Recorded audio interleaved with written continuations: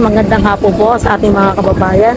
Nandito po ngayon tayo ngayon sa Barangay 272 Delpan Street, Binondo Dominion po, sa Binondo, Manila po. Kung saan po ay meron po elite si Mayor Isko Moreno na pinadi-demolish po na barangay, na ito po ay Barangay 272 na itinayo po sa bangketa po. Ito po siya ngayon, kung nakikita nyo, napakaliit po na barangay. At ang congressman po dito ay si Joel Suchua, na ito po ay kagaya rin din sa Barangay 313, na iisa po yung congressman nila. Yan, District 3 din po ito, District 3, yan. So papasok tayo ngayon sa loob para makita po natin kung gaano kalaki at kaliig po itong barangay nito ay pinatayo. Mamaya ipapakita ko sa inyo po kung saan at nakadikit po talaga siya sa pader po ng Binondo Dominion. Ito po, itong nakikita nyo po ay yan, first floor po to, sira na po talaga. So maganda po ang pagkakagawa, konkreto po, konkreto yan. Hindi natin alam, opisina siguro to kasi wala na pong hagdan para sa second floor eh. Tsaka yan po yung biga nakikita nyo, ayan po oh. Talaga pong pulito yung pagkakagawa ko. Kita nyo, yan yung nakikita nyo yan, second floor na po yan. So pinapakita ko lang po sa inyo kasi hindi na po tayo makakapyat. Yan. Yan po. Yan po, ayan. Second floor po yan. At ito naman po ay isang pintuan din na ito, alam ko, opisina din to, opisina na to. Etong kinatatayan ko, ito po yan, ito po nakikita niyan. Dito po siguro dumadaan ang mga constituent po nila, mga taga-district, 3 po, sa Barangay 272 Delpan Street. Ngayon, papasok po tayo sa loob. Itong papasukan natin, ito po ay, ano po to, parang kusina po nila, lababo, yan. Kung nakikita nyo, may tiles pa po. Yan, pinagkakabitan po yan ng sa lababo yan, yan. Yan po. Lababo po yan. At ito po, nakikita nyo, bukas na po siya. Nakadikit po talaga siya sa pader po ng Binondo Dominion, yan. Parang sinubo lang tong kusinang to. Yan. Dito po sila siguro nagugas sa mga plato, yan. Ganyan po to. Wala na po, hanggang dyan na lang po yung nakikita nyo yan. Yan na lang po siya, hindi po siya dumiretso dun sa dulo na karugtungi sa kwarto pa sa second floor. Wala na po, ito lang siya. Yan. At ito po, ang alam ko ay, ayan, toilet po yan, yan. Comfort room nila yan, toilet po yan. So sira na rin po, nakita nyo pinakakapitan ng dipo. Maganda rin ang pagkakagawa. Bago lang po ito. Bago.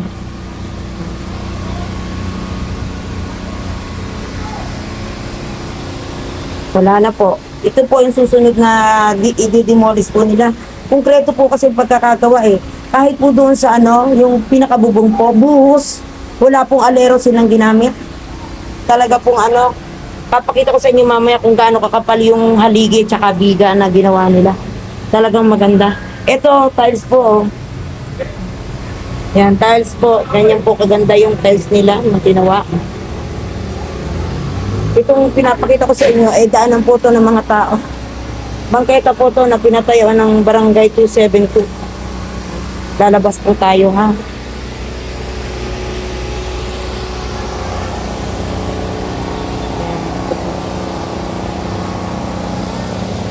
Yan po mga kaibigan ko. Kung hindi pa kayo nakasubscribe, please subscribe na po kayo sa GM Vlogs para updated po kayo sa mga darating na araw, pag live streaming natin, pag-upload natin short video, at pag-upload din po ng long video po.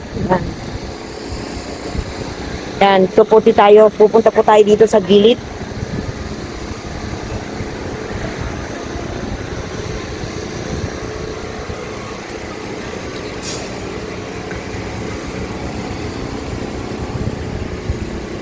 Yan, papunta na po tayo sa gilid. Ipapakita ko sa inyo yung gilid ng Barangay 272 na mas malaki pa yung posto ng Skyway at mas malapad. So, itong nakikita nyo po, yan po ay pader po ng condominium. Ng binondominium. Pader po to ng binondominium. Pader po to. Yan. Yung nakikita nyo, pader po ng binondominium. At yung nakikita nyo po yan, ay binondominium po. Yan po, kung saan po ay nasa harap po ang Barangay 272. Yan po, nakikita nyo po. Yung kulay gray na yan, yan po yung yan po yung pader na idinikit po dito sa pader po ng binondominium po yan. Yan po oh. Second floor lang po to, first at second floor po. Yan. Yan yung nakikita nyo pong bigang yan. Ganyan po kalapad at kakapal po. Wala po silang ginamit na alero, kundi binuhos po siya. Semento po. Ito po siya. So, ibaba natin na para makita ninyo na talaga pong ipinatayo po sa bangketa. Yan. Kung nakikita nyo, binababa ko na po unti-unti. Yan. Yan, nakikita nyo na po. Yan. Yan pong nakikita nyo sa baba na may mga bato na po at mga kahoy. Yan po, ibangketa po yan. Iuurong natin ng konti para malaman nyo talaga na bangketa siya. Yan. Ito, bangketa siya. Yan. Yan po ang daanan po ng tao na pupunta po tayo doon para makarating po tayo sa Barangay Hall 272.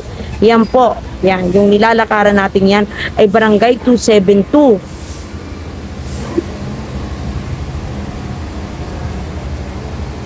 Yan na ang alam naman po natin, ito ay nasasakupan ng District 3. Ang District 3 po, ang congressman po dito ay si Joel Chua po.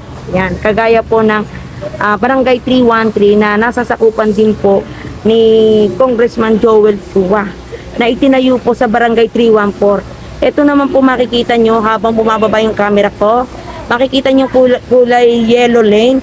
Yan po ay gutter. Gutter po yan. Yan gutter.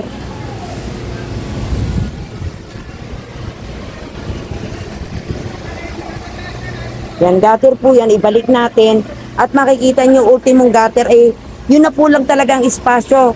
Talagang yun lang po itinira, gutter lang po. Baka nga po nasako pa rin ng gutter. So hindi natin alam kasi nga natakpan na po ng mga bato. Yan. So ito na po yung isusunod nila na i-demolish. Makita nyo, papakita ko sa inyo kung gaano kakapal ang pundasyon at biga at poste. Kaya may hirapan silang diba? Ayan o, nakita nyo. Kita nyo po, yan. Ano po yan? Buhos yan. Wala pong alerong ginamit yan. Pulido po, concrete. Yan.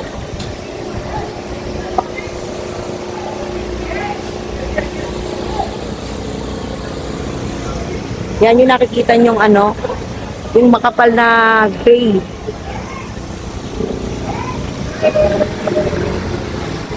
Yan, ito na po siya. Ano po na bahay namin?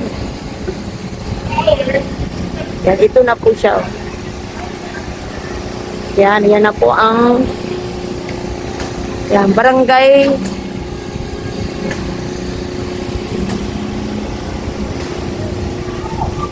Yan, barangay 272. Yan. O, yan lamang po mga kaibigan ko. ang may papakita ko sa inyo. Ito na po yung kaganapan ngayon sa Barangay 272. Abangan po natin ang muling pagbabakbak nila dito. So tinatapos lang po nila yung Barangay 272 na lumang barangay. Yan, yung katabi po nito, yung Barangay 272, ano na po yan, talagang na-demolish na po, wala na yan.